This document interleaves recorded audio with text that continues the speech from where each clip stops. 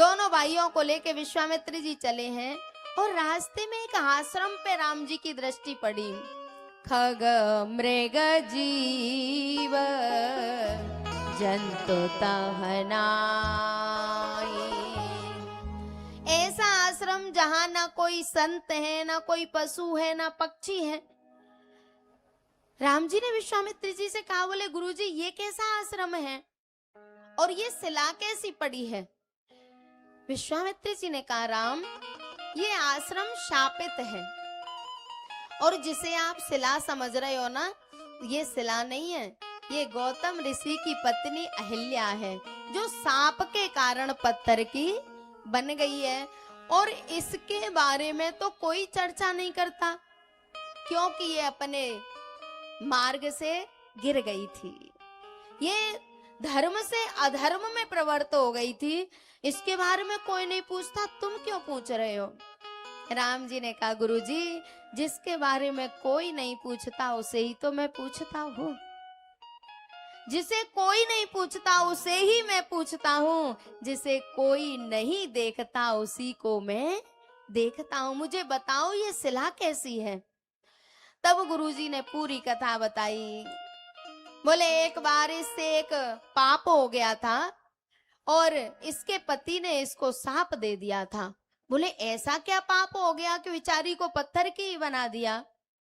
तब विश्वामित्र जी ने कहा, बोले एक बार इंद्र और चंद्रमा वेश बदल के गौतम ऋषि के आश्रम में आए और चंद्रमा तो मुर्गा बन गए क्योंकि पहले लोग मुर्गा की बाग से जागते थे, समझते थे कि 4 बज गए। गौतम ऋषि जैसे ही अपने वस्त्र लेके गंगा स्नान के लिए निकले तो इंद्र गौतम ऋषि का वेश बना के आश्रम में घुस गया। जैसे ही गौतम ऋषि गंगा के किनारे पहुंचे हैं तो गंगा मैया ने कहा, बोली है गंगा मैया सुन मेरे प्यारे। याद रखना, जो परमात्मा के समर्पित रहता है, जिसे परमात्मा पे भरोसा होता है ना, परमात्मा उसका बाल भी बांका नहीं होने देता। जो जाकी सरड़े रहे ताए ताई की लाज, तुलसी बिरवा बाग में सींचत हूँ को मिलाए। ये माताएं अब बारिश में तुलसी लगाती हैं, जब सर्दी आएगी तो उसको कपड़े बनाती हैं सूख नहीं जाए, इतनी सेवा करती हैं, फिर भी वो बचता नहीं है, सूख ही जाता है। लेकिन जो पहाड़ों पे पेड़ लगे उनमें कौन पानी देता है, कौन उनको कपड़ा उड़ाता है कि सर्दी नहीं लग जाए, फिर भी हरे भरे रहते हैं। तुलसी तुलसी बिरवा बाग में सींचत हूँ को मिलाए, पर राम भरोसे जो रहे पर्वत पे हरियाण। प्यारे, जो परमात्मा के समर्पित रहता है ना, परमात्मा नहीं पूरी प्रकृति उसकी रक्षा करती है।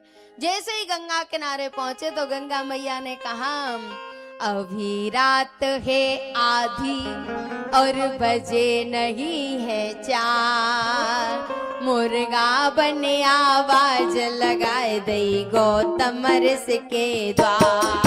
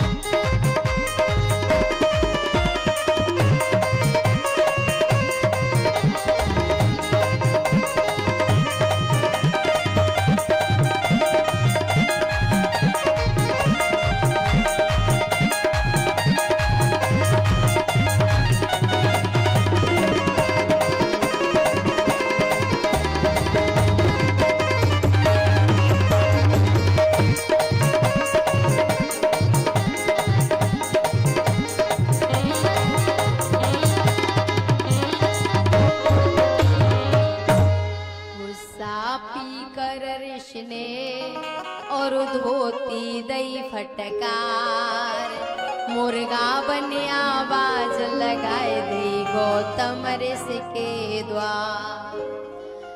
जैसे ही अहिल्या ने कहा आपके बेश में आया था, मैं समझ नहीं पाई। क्या सच में अहिल्या नहीं समझ पाई होंगी? अहिल्या कोई सामान्य नारी नहीं है और अपने स्वामी के व्यवहार से, स्वभाव से ऐसी कोई नारी है जो परिचित नहीं हो? हाँ या ना? नहीं है। गौतम ऋषि ने कहा कि जब मैं सुबह स्नान आदि करने चला जाता हूं तो फिर बीच में कभी लौट के आया आज तक? बोले नहीं आए। तो बोले आज तुमने कैसे मान लिया कि मैं लौट के आया हूं? बोले मैं समझ नहीं पाई।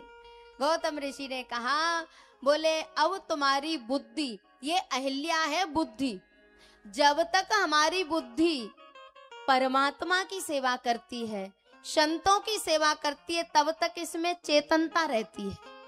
और जैसे ही ये बुद्धि भोगियों की, व्यभिचारियों की सेवा करने लग जाती है तो इसमें जड़ता आ जाती है। आप लोग कहते हो ना, कोई थोड़ा अटपटी बातें करे तो कहते हैं इसकी बुद्धि में पत्थर पड़ गए हैं, कहते हो ना? तो वो बुद्धि पत्थर नहीं बनी है, उस बुद्धि से चेतनता खत्म हो गई है, उसमें जड़ता आ गई है। और जैसे ही गौतम ऋषि ने देखा कि अब ये भोगियों की सेवा करने लगी है तो साप दे दिया। बोले जा तू पत्थर की ही हो जा। तब से ये पत्थर की बनी पड़ी थी। अच्छा, इसने जब इतना बड़ा पाप किया था, ऋषि का सांप लगाया, तो इसको भगवान ने मुक्त क्यों किया? इसका कल्याण कैसे हो गया? प्यारे, जो देहाभिमान है ना, वो सबसे बड़ा पाप है। जो हम इस देह को मैं मानते हैं ना, इस देह का अभिमान करते हैं, हम जाकुल में पैदा हुए हैं, हम इतने सुंदर हैं, ये भी पाप है।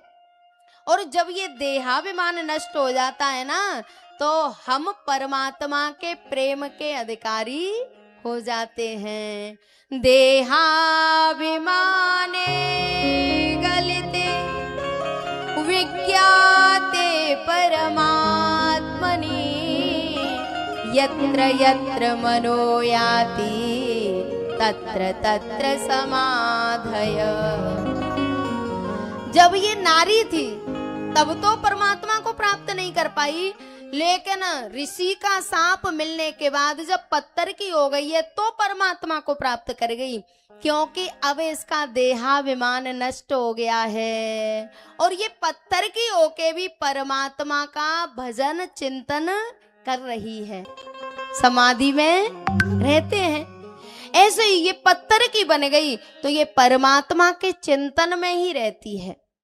भगवान ने जैसे ही चरण की रज का स्पर्श किया तो ये नारी बन गई। भगवान ने कहा कुछ मांग लो। तब इसने कहा, बोले मुझे मेरे पति के लोक में भेज दो। भगवान ने कहा उन्होंने तो आपको सांप दिया था। इसने कहा कि अगर मेरे पति सांप नहीं देते तो आज मुझे आपकी प्राप्ति होने वाली नहीं थी। अहिल्या ने कहा, बोले मेरे पति ने तो बड़ी कृपा की है, मुन्ने सांप जो दीना अति भल कीना, परम अनुग्रह मैं माना, मुझे मेरे पति के लोक में भेज दो। और भगवान से प्रार्थना करती है। और उसी समय गौतम ऋषि आए और अहिल्या को लेके चले गए।